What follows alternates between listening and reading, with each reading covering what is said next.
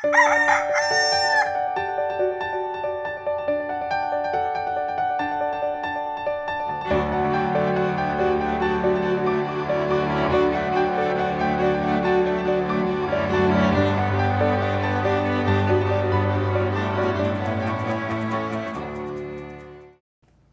buntag mga kapamilya. Saluhan niyo po muna ako at magkape at pandasal tayo. Isang espesyal po na pagbati sa ating mga kapamilya sa Cebu na sa darating na weekend ay magdiriwang ng Sinulog, ang kapistahan ng Pitsenyor Niño Jesus.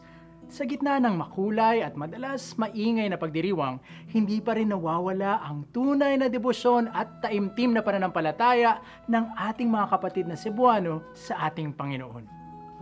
Ang pagbibigay-pugay sa Ninyong Jesus ay mainam na paalaala sa atin kung paanong tayo, sa pamagitan ng ating tagapagligtas, ay inampon upang maging anak ng ating Diyos Ama sa kalangitan. At kung tunay nga namang tayong anak ng ating Diyos at kapatid ni Jesus, di nga ba't dapat tayong mamuhay ng akma?